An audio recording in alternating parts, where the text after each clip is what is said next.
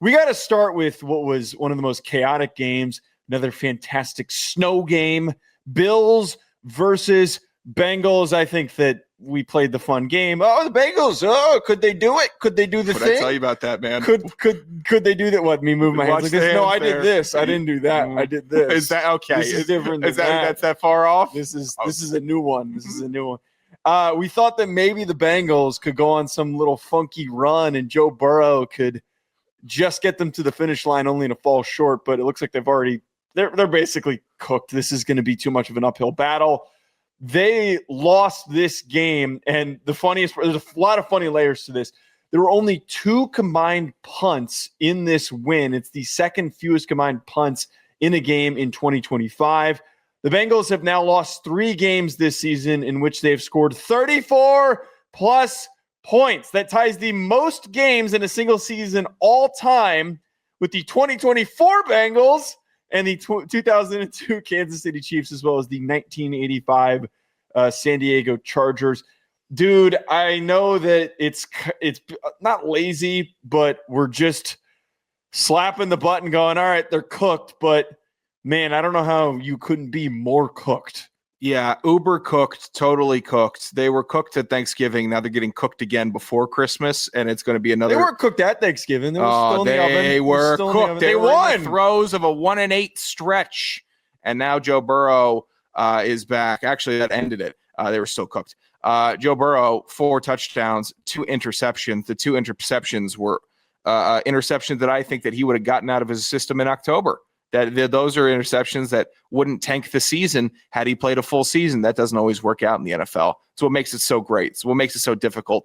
The Cincinnati Bengals this year and what they've put together since that Super Bowl. Let me just make this a little more all encapsulating because it's been a multiple year issue with them. They're starting to creep into my Randy Moss, Chris Carter Vikings team that was great and made a lot of great moments, and offense was electric and will be remembered in history as one of the best offenses that we've seen in the sport of football.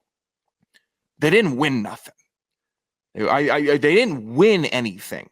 And that's what the Bengals are toiling with right now, is being an all-time talent waste situation where you have otherworldly quarterback, 2 otherworldly wide receivers, and that just can't be stopped. Like if this was, it's different than Atlanta, right? Atlanta has a bunch of talent, bunch of first-round picks. They can be stopped. It's kind of rotational. You've never seen Atlanta. You guys don't have a quarterback. Yes. And additionally, it's like once out of every 17 weeks, the whole offense will get going and be really good. Other than that, it's by committee. The Bengals, when they're really rolling, you can't stop them. You can't cover T. Higgins and Jamar Chase and try to bottle up Joe Burrow for making other exceptional throws. And it's all for naught. I don't know what the Bengals are. I know I enjoy watching them. I know that I think they're good for the sport. And watching this, it's like, how do you not keep Zach Taylor? How do you not keep this team together on the off chance it stays put? It's so toxic.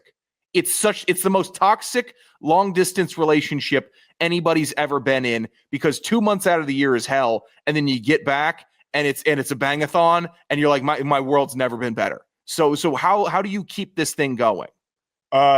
Good comment here by the Sound McGee 04. Organizational malpractice. The Bengals dedicated to the tank when they didn't re-sign Jesse Bates. And I know that that's like one specific situation, but they haven't taken themselves seriously with maneuvering, building their defense. There are very few franchises I think that you can look at and go, the ownership group needs to sell the team. They're so cheap and lame. They don't want to put together a really competitive, good team. They have something, as you just talked about here, providing that past example. They have the opportunity to have a consistent top 5 team in the NFL.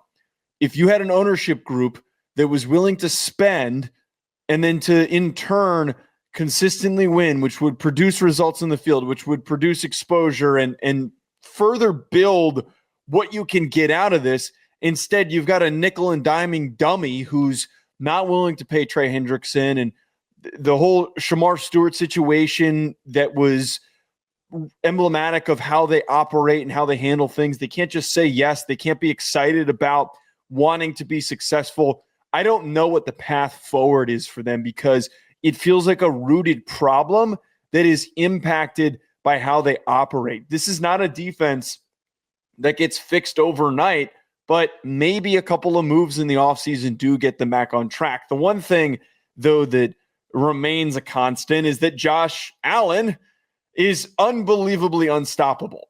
He became the first player in NFL history with 20-plus passing touchdowns and 10-plus rushing touchdowns in 3 or more career seasons. He has 22 pass touchdowns, 12 rushing touchdowns in 2025. This is what made this game really fun, and I kind of wish it ended a little bit more excitingly. But the fact that we get to watch this dude play every single week, and we're not going to get to see a rematch here in the playoffs, it is just total spoiling of NFL fans that he's even on this planet. He is the face of football. He is the face of football. Sorry, Mahomes is in a bad year, and they're boring, and he hasn't looked that great this year. Josh Allen, face of football. Lamar Jackson, same situation as Mahomes. Been hurt this year, not a great team, hasn't been exceptional. Josh Allen has been. He is the only quarterback right now that is pushing the position forward.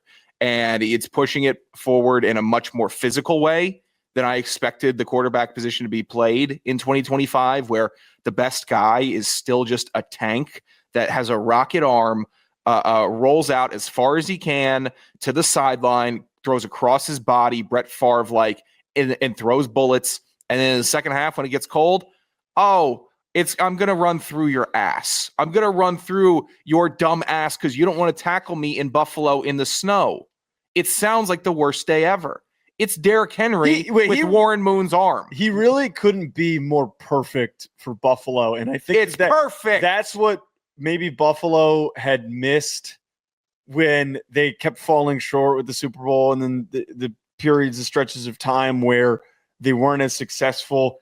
Having a guy that's just a dump truck when it's cold, who's hitting you like a brick. Yeah. Oh, God, it really is perfect. It couldn't be more perfect. It's a great fit. Find a quarterback that's going to match your city, too. Lamar works in Baltimore.